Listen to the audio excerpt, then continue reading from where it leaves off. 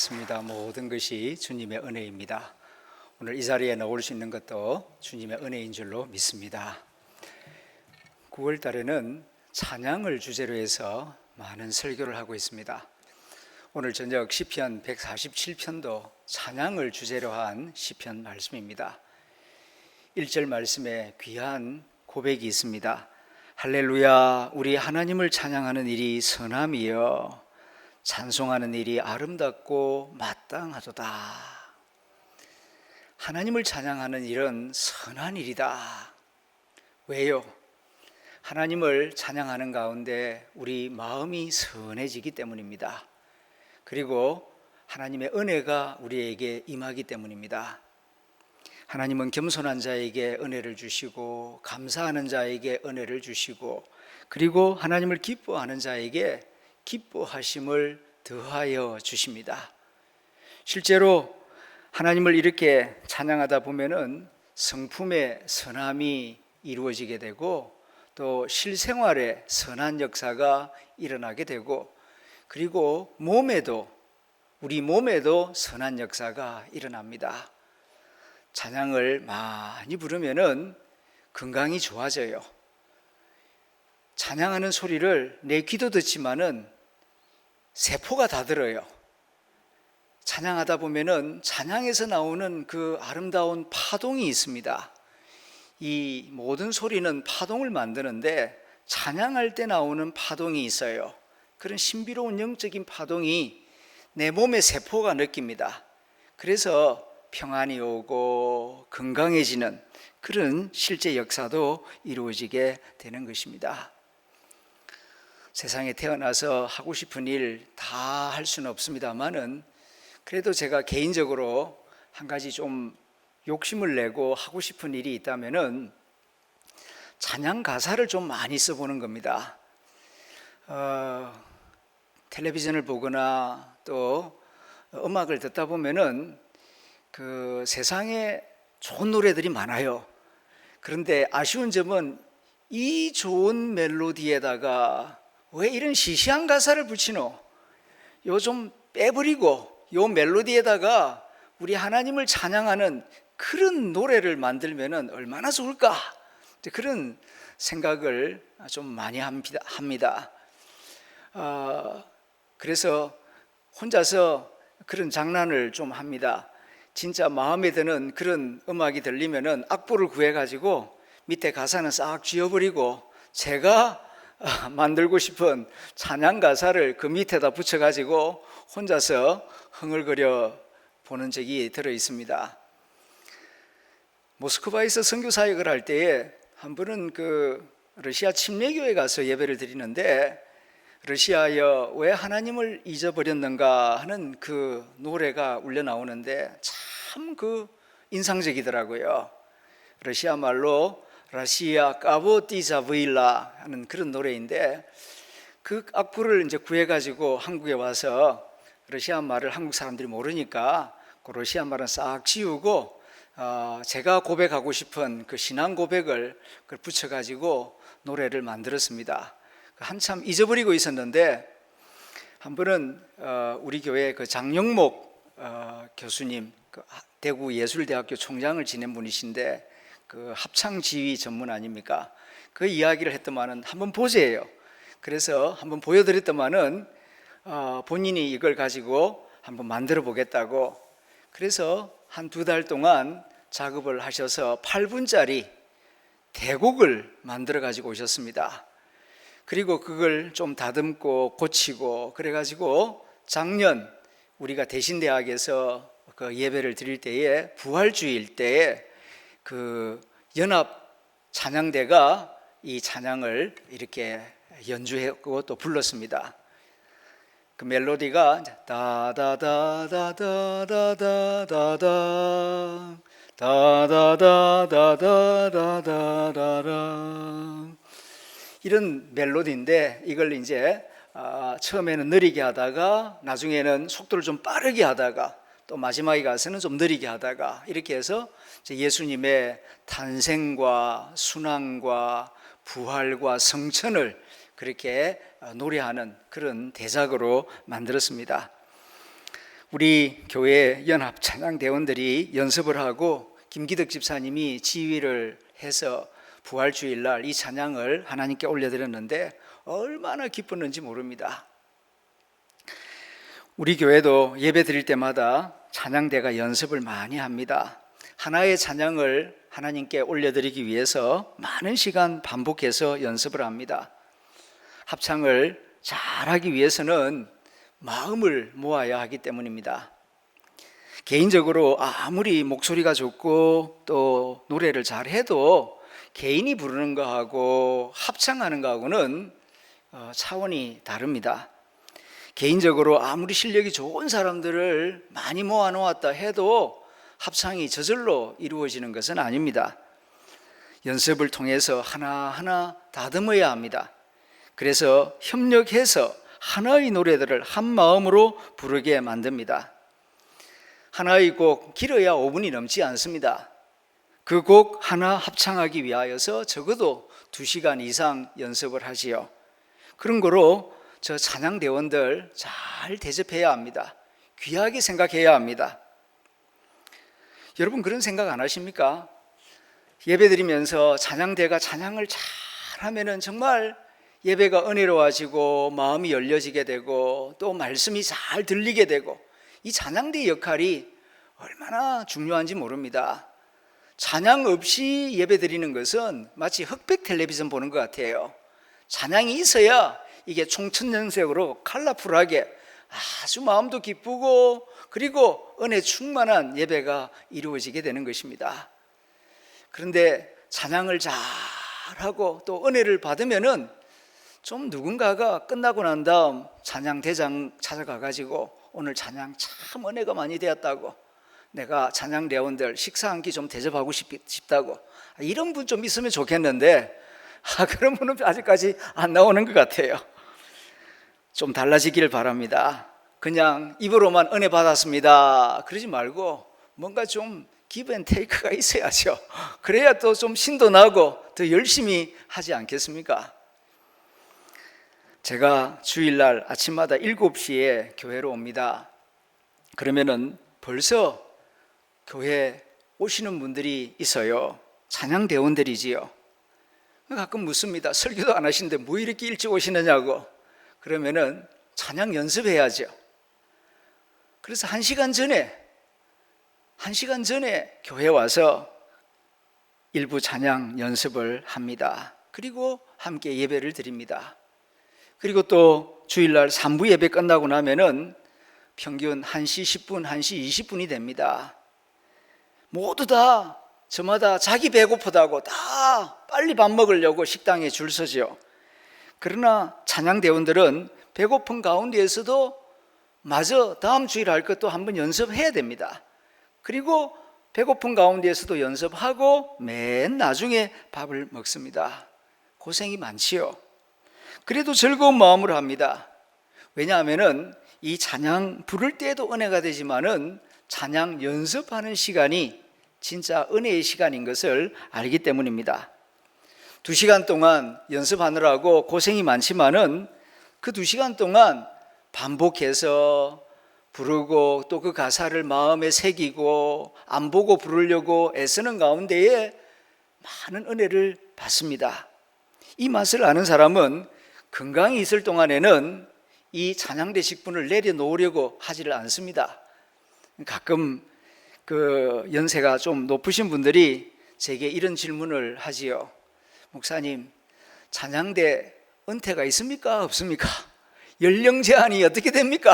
하고 묻는 분들이 가끔 있습니다. 왜 묻겠습니까? 그만두고 싶지 않다는 뜻이지요. 힘 닿는 데까지 하고 싶다 하는 그런 마음의 표현이 아니겠습니까? 찬양하는 일 참으로 아름다운 일입니다. 그리고 선한 일이고 귀한 일입니다. 벌써 8년이 되었습니까? 2015년 4월 대구 장로 연합 찬양단이 우리 교회에 와서 이 찬양의 시간을 가진 적이 있었습니다. 저는 그때 장로 연합 찬양단이 찬양할 때 큰 감동을 받았습니다. 중년 남자들의 합창이 주는 그 묵직한 감동, 그것도 참 좋았지만은 그때 그 찬양을 보고 들으면서 두 가지 측면에서 큰 은혜를 받았기 때문입니다. 첫째는 장로님들이 찬양하는 모습을 통하여서 아버지의 이미지를 새롭게 만들어 주었기 때문입니다. 한국에서 아버지하고 불러보면은 대체로 밝고 좋은 이미지보다는 왠지 무거운 느낌이 떠오릅니다. 그래서 한국의 어떤 신학자는 하나님 아버지 그렇게 부르지 말고 하나님 어머니 그렇게 부르자, 그런 제안을 한 적도 있었습니다. 하지만 예수님은, 우리 하나님은 하늘에 계신 아버지다, 그렇게 분명히 가르쳐 주셨습니다. 좋은 아버지다, 정말 사랑하는 아버지다, 우리 주 예수님이 그렇게 힘있게 강조해서 가르쳐 주셨지만, 그래도 우리는 이 유교적인 이 분위기 속에서 어린 시절을 보냈기 때문에 아버지 하면은 다정하고 친근하고 품에 안기고 싶은 그런 느낌보다는 왠지 좀 무섭게 느껴지는 그런 이미지들을 가진 분들이 참 많습니다. 이거는 아버지도 원하지 않고 자녀도 원하지 않는 것입니다. 이런 무서운 아버지, 율법적인 아버지 이미지로 인하여서 한국 교회에서 신앙생활하는데 참 걸림돌이 되는 경우가 많습니다. 조용한 시간 아버지라고 부를 때 마음이 평안하고 위로가 되고 힘이 되기보다는 아버지라는 그 단어에 탁 걸려가지고 어려움을 겪는 그런 성도들이 꽤나 많이 있습니다. 여기에 신앙을 가진 아버지들의 깊은 고민이 있습니다. 어떻게 하면은, 그리고 어떤 모습을 보여주면 자녀들이 행복해하고 가족이 행복하고 교회가 행복하고 다음 세대가 하나님을 기쁘게 아버지라고 부를 수 있겠는가? 여러 가지 방법이 있겠습니다만은 그 중에 한 가지가 다윗처럼 아버지들이 찬양을 많이 부르는 것입니다. 찬양하는 아버지의 모습을 자녀들이 많이 보게 되면은 은연중에 하나님 아버지를 부를 때에도 찬양하던 우리 아버지의 모습이 생각나면서 하나님께 더 친근하게 가까이 다가가는 그런 선한 역사, 아름다운 역사가 일어나게 될 것입니다. 그런 의미에 있어서 수십 명의 그 장로님들이 앞에 서서 묵직한 남자 목소리로 그렇게 화음을 맞추어서 찬양하는 그 모습 자체가 아버지의 모습을 이렇게 선한 모습, 아름다운 모습으로 머리에 각인시키는 그런 역할을 했다라고 생각이 됩니다. 그래서 그 장로 합창단의 모습이 제 마음속에 아주 깊이 남아 있습니다. 두 번째는 연합해서 찬양하는 장로님들의 그 모습 자체가 한국 교회에 소망이 되고 좋은 메시지를 던져주기 때문입니다. 이 작은 나라에 우리 개신교의 큰 약점 중에 한 가지가 교파가 너무 많다는 겁니다. 많을 필요가 없어요. 굳이 많을 필요가 없어요. 그런데 이게 지금 잘 하나가 되지를 못하고 있지 않습니까? 그런데 이 연합 찬양대를 통하여서 이 합동척, 통합척, 고신척, 성결교, 순복음 뭐 이런 거 다 떠나서 찬양 안에서 하나를 이루어서 같은 마음으로 그렇게 찬양하는 그 모습 자체가 한국 교회의 연합과 일치를 위한 좋은 메시지를 주고 있다라고 생각이 들었기 때문입니다. 이렇게 연합하여 찬양하는 모습, 선한 일입니다. 아름다운 일입니다. 귀한 일입니다. 이렇게 찬양을 통하여서 하나님의 뜻이 하늘에서 이루어진 것처럼 땅에서도 이루어지게 될 것입니다. 지난주 수요일 날 신희연 이작전 사령관님이 우리 교회에 오셔서 간증도 하고 또 연주도 하지 않았습니까? 색소폰을 연주하고 또 하모니카도 연주하고, 아니 그 바쁘신 분이 그 언제부터 그 색소폰 연주하셨습니까? 그러니까 10년 됐대요. 어디서 연습하십니까? 그 정도 앞에서 틀리지 않고 색소폰 연주하려 그러면은 꽤나 많은 시간 연습해야 되거든요. 가까이서 여쭤보니까 조금 일찍 출근을 한대요. 그래서 그 CP, 그 지휘관실에서 혼자서 이제 한번 불고, 그 다음에 또 점심 먹고 나면 대부분 조금 쉬거든요. 그래서 쉬는 시간 또 한 30분 거기서 연습하고, 그리고 그 근무 중에는 그거 부르면 안 되거든요. 그러니까 퇴근하면은 그때부터는 또 자유로우니까 또 퇴근하고 남아서 한 30분 부르고, 그렇게 그 지휘관실에서 색소폰을 불러요. 그러면은 그 부르는 소리가 부대에 쭉 울려 퍼지지 않습니까? 그러면은 은연중에 그 주위에 있는 부관이나 또 병사들이나 다 찬송가 연주하는 소리를 듣게 되는 겁니다. 뭐 신희연 대장님은 예수 믿는 사람으로 아예 그냥 뭐 알려져 있으니까, 그리고 무슨 뭐 싸우는 것도 아니고 찬양을 연습하고 연주를 연습하니까, 그리고 그 찬양이 이렇게 연주가 부대에 울려 퍼지면은 그 은은한 신비로운 그런 은혜가 부대에 임하는 것을 느끼게 됩니다.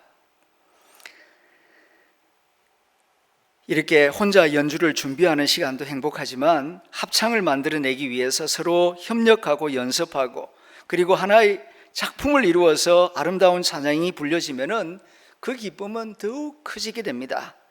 그 화음 속에서 내가 은혜를 받습니다.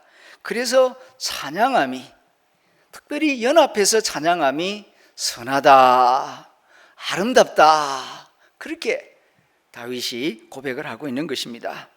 한 걸음 더 나아가서 하나님을 찬양함이 음악적으로도 선하고 탁월합니다. 왜 그러냐 하면은 음악 가운데에서 잘 다듬어진 대부분의 음악은 다 종교 음악입니다. 특별히 예배 음악입니다. 다른 종교들을 살펴보면은 뭐 힌두교를 보세요, 유교를 보세요, 아니면은 그 이슬람교를 보세요. 음악이 형편없어요. 그들이 뭐 음악한다 하는 거 가만히 다른 종교 음악 귀 기울여 보면은 시끄럽기만 하지, 뭐 두드리고 막 뭐 이상한 그 공감하기 어려운 아주 그 수준 낮은 음악이 대부분입니다. 가장 잘 다듬어진 화음이 있고 아름다움이 있는 음악은 기독교 예배 음악입니다. 그래서 그런지 우리나라 그 KBS FM 클래식 음악을 전문적으로 틀어주는 이 국가에서 운영하는 방송국 아닙니까? 특별히 새벽 시간 나오는 클래식 음악은 거의 대부분 다 예배 음악입니다. 그도 그럴 것이 새벽에 듣기에 가장 좋은, 이 사람의 마음에 감동을 주고 또 은혜를 끼치고, 그리고 정말 우리의 이 감성을 성화시킬 수 있는 그런 음악은 다 이 예배 음악에서 나왔거든요. 그러니까 KBS FM 음악인데도 불구하고, 국가에서 운영하는 방송국인데도 불구하고 다 기독교 예배 음악을 그 시간에 내보내고 있는 것입니다. 베토벤 교향곡 중에 9번 합창곡이라는 곡이 있지요. 전 세계적으로 사랑을 받는 명곡입니다. 그런데 대구 시립예술단이 금년 4월에 수성 아트피아에서 연주할 계획을 세웠습니다. 아트피아가 이렇게 수리를 하고 재개관을 이제 4월에 하면서 그 기념으로 이 베토벤 교향곡 9번이 제일 좋겠다. 그 다다다다다다다 하는 그런 아주 힘 있는 그런 교향곡이죠. 합창곡이죠. 그런데 이 곡을 심의위원회에서 하지 마라 하는 그런 명령이 떨어졌습니다. 그 이유가 뭐냐 하면은 이제 이 수성 아트피아가 구청 건물 아니면 국가 건물 아닙니까? 그러니까 여기서 곡을 아무거나 해서는 안 되고 심의를 받도록 되어 있는데, 그 9명으로 구성된 종교화합 시민의 그 허락을 받아야 됩니다. 그래서 한 명이라도 반대하면은 연주가 안 되는데, 그 중에 9명 중에 한 명이 그 베토벤 교향곡 9번 가운데 하나님을 찬양한다, 신을 찬양한다는 그런 그 가사가 한 줄 있어요. 그러니까 이거는 특정 종교의 이건 노래이기 때문에 안 된다, 그렇게 했습니다. 그러니까 많은 음악인들이 반발을 했습니다. 그런 식으로 접근하면은 할 수 있는 음악이 뭐 있느냐고. 서양 음악 가운데 괜찮은 음악은 다 기독교적인 배경에서 나온 건데, 뭐 하나님 말 들어갔다고 빼라 그러면은 심포니에서 시립 합창단이나 이렇게 교향악단이 할 수 있는 곡이 없습니다. 이거는 한마디로 말해서 너무 무식한 결정입니다. 반발이 심했죠. 반발이 너무 심하니까 대구시가 그걸 다시 재고했습니다.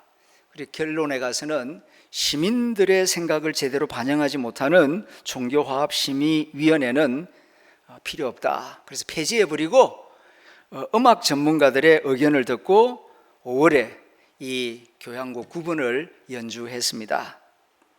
그렇습니다. 들을 만한 음악은 믿건 안 믿건 간에 다 교회 음악입니다. 왜 그렇겠습니까? 그것이 선한 노래이기 때문입니다. 그리고 애초에 하나님이 찬양을 기뻐하신다라고 말씀하셨고, 하나님을 기쁘게 하기 위하여 오래전부터 히브리 민족은 이 음악을 발전시키는 일에 많은 에너지를 쏟았습니다. 그래서 기독교 음악의 뿌리는 히브리 음악이고, 그리고 이것이 2000년 동안 꾸준히 발전해 왔습니다. 그러니까 가장 발전된 음악은 다 기독교에서 나오는 것이 자연스러운 이치인 것입니다. 오늘 성경은 말씀합니다. 하나님을 찬양함이 선하다, 아름답다, 그리고 또 한 가지 마땅하다, 그렇게 우리에게 말씀합니다. 하나님의 사람으로서 하나님을 찬양하는 일은 당연한 일입니다. 그럴 수밖에 없습니다. 우리에게 생명을 주신 분이 하나님이시고, 그리고 우리를 사랑하셔서 자기 독생자 아들까지 내어주신 그 놀라운 하나님의 사랑에 감격하는 영혼은 가장 좋은 음악으로 하나님을 영화롭게 하는 것이 마땅한 것입니다. 모든 것이 하나님의 은혜이고 사랑이고, 그리고 가장 위대하신 분이 하나님이시기 때문입니다. 5절 이하에서는 우리가 하나님을 찬양해야 하는 이유에 대해서 말씀합니다. 5절 말씀 한번 같이 읽어보겠습니다. 스크린을 보면서 시작. 우리 주는 위대하시며 능력이 많으시며 그의 지혜가 무궁하시도다. 아멘. 왜 우리가 하나님을 찬양해야 되느냐? 시편 기자는 위대하시기 때문이다. 하나님보다 위대하신 분이 어디에 있느냐? 이 광대한 우주를 보라. 끝도 없이 펼쳐져 있는 수많은 별들, 하나님이 창조하셨고 그 별들을 세고 계십니다. 내가 창조한 별 하나 둘 셋 넷, 끝이 없이 하나님이 창조하셨다. 그리고 그 능력이 많으시다. 그리고 그의 지혜가 무궁하기 때문이다. 그러므로 하나님을 찬양하라, 찬양하라, 찬양하라, 그렇게 외치고 있는 것입니다. 요즘 과학이 엄청나게 발전하고 있지요. 그 중에 한 분야가 분자생물학입니다. DNA가 이제 다 규명되고 우리 몸속에 있는 이 DNA 구조가 다 이제 드러났죠. 그래서 유전병까지도 이제는 다 미리 예측할 수가 있습니다. 얼마나 발전이 되었는고 하니 이 전자현미경을 가지고 세포 안을 들여다봅니다. 우리 몸의 기본이 세포 아닙니까? 한 사람이 평균 한 60조개, 70조개의 세포로 하나의 몸이 이루어지는데, 그 세포 한 개 안을 들여다보면은 세포 하나가 얼마나 정교하고 체계적이고 복잡하고 질서가 있는지 깜짝 놀랍니다. 이 사진이 2005년도에 이렇게 만들어져서 이해하기 쉽게 그려진 것인데요. 비유를 하자면은 세포 하나가 대구시보다도 더 정교하고 복잡하고 질서가 있습니다. 250만 명이 사는 이 도시보다도 세포 하나가 더 정교한 세계를 이루고 있어요. 이거는 제 이야기가 아니고 노벨 과학상을 받은 과학자들의 이야기고 이미 다 나와 있는 객관적인 사실입니다. 대구 도시를 한번 생각해 보세요. 안에 7개 구가 있지요. 시청이 있지요. 도로가 있지요. 상수도가 있지요. 하수도가 있지요. 아침에 되면 출근하는 버스가 있지요. 저녁 되면 퇴근하는 차들이 있지요. 그리고 눈에 보이지 않게 모든 전기선들이 연결되어 있어가지고 통신이 되지요. 그리고 아이가 태어나고 또 그리고 돌아가신 분들은 장례를 지내지요. 이 도시 안에서 하루에도 복잡한 일들이 얼마나 많이 이루어집니까? 그런데 세포 안에 이루어지는 세계가 그와 같다는 것입니다. 세포에 핵이 있고 미토콘드리아가 있고 그리고 그 사이에 또 에너지가 들어가고 쓴 에너지는 밖으로 버려야 되고 그 안에 길이 있고 수송선이 있고 이렇게 어떤 전기 자극이 있고 이런 게 마치 하나의 도시와 같다는 것이죠. 세포 하나가 말입니다.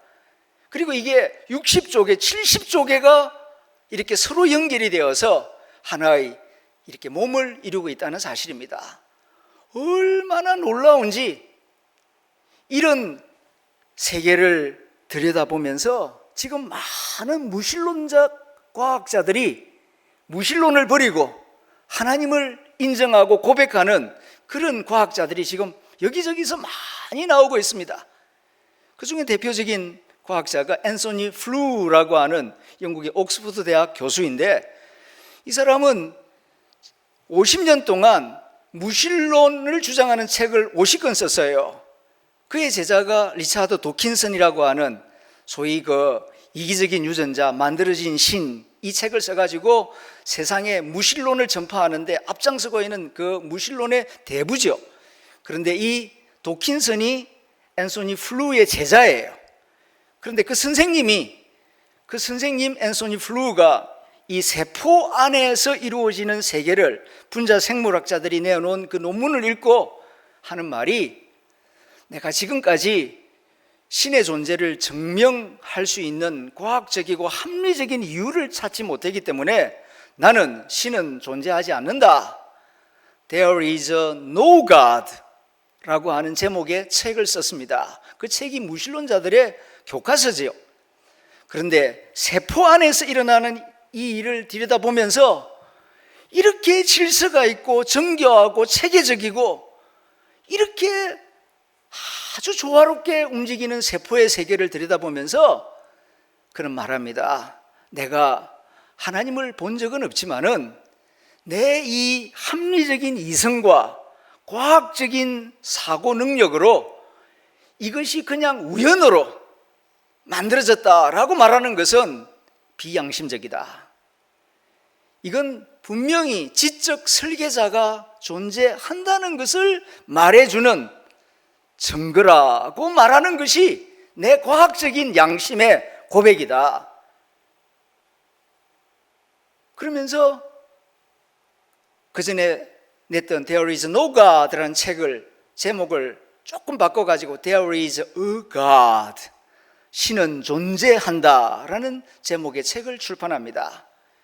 그 책을 출판해내니까 그를 믿고 따르던 수많은 무신론적 과학자들과 제자들이 선생님 미쳤습니까? 노망 들었습니까? 나이가 많이 드니까 천국 가고 싶어서 그럽니까? 베레벨 소리를 다 하며 비아냥거리고 조소하였습니다. 그러나 그는 여러 차례 말합니다. 내가 나이 들어서 그런 것도 아니고 내가 천국 가고 싶어 그런 것도 아니고 나는 증거를 쫓아서 과학적인 양심과 합리적인 이성을 따라서 평생을 살아온 사람이다. 근데 너희들이 잘 알지 않냐? 그런데 지금 이 나온 세포 세계를 들여다보건대 이걸 보고서 우연이다, 진화되었다, 내 양심상, 내 과학적인 양심상 절대로 그렇게 말할 수가 없다. 이걸 보면 누군가가 창조했고 만들었고 우리를 설계했다는 것을 말하는 것이 훨씬 더 리저너블하지 않느냐. 그게 더 과학적인 이성의 결론이 아니겠느냐. 그는 당당하게 그렇게 말하였습니다.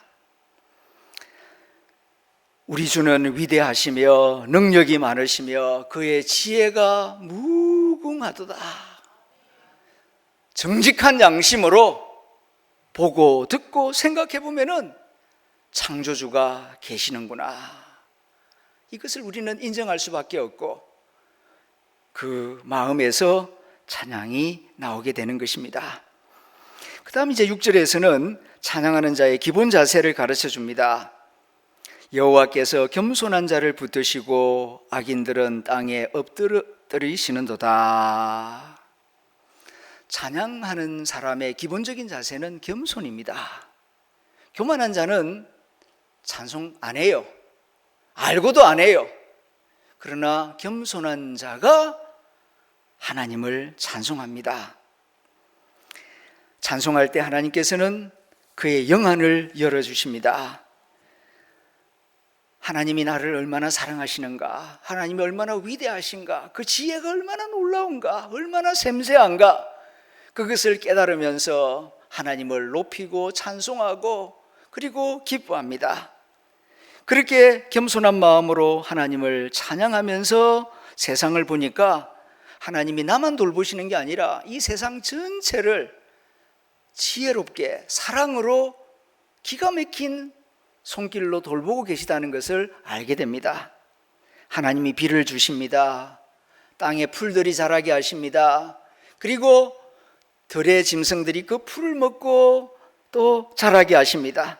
식량을 주십니다. 하나님이 천지만물을 돌보고 계시는구나. 하나님은 정말 위대하시다 하면서 더 힘있게, 더 감사함으로 찬송하게 되는 것입니다. 이 시편 147편의 말씀을 가지고 만든 찬양이 있습니다. 그 찬양이 비를 주시나니 라는 찬양이에요. 제가 가사를 읽어드립니다. 그리고 들으시고 한번 같이 불러보겠습니다. 우리 주는 위대하며 능력이 많으시도다. 그의 지혜 무궁하며 인자는 영원하도다. 상한 자들 고치시며 상처를 싸매시는도다. 별들의 수를 세시며 이름을 붙이셨도다. 그가 구름으로 하늘을 덮으시며 땅을 위하여 비 준비하시나니 예루살렘아 여호와를 찬송할지어다. 내 하나님을 감사함으로 그 앞에 나아가며 주 임재 앞에 경배해. 시편 147편을 가지고 참 잘 만들었다고 생각합니다. 한번 피아노 반주에 맞추어서 같이 불러보겠습니다.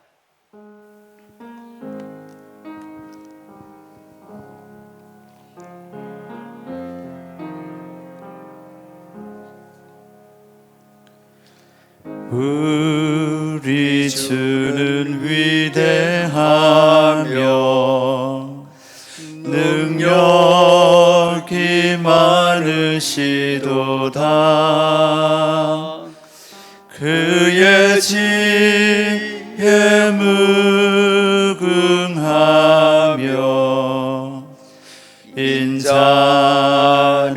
영원하도다. 상한 자들 고치시며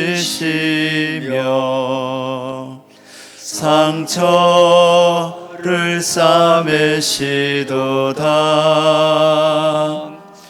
별들의 수를 세시며 이름을 붙이셨도다.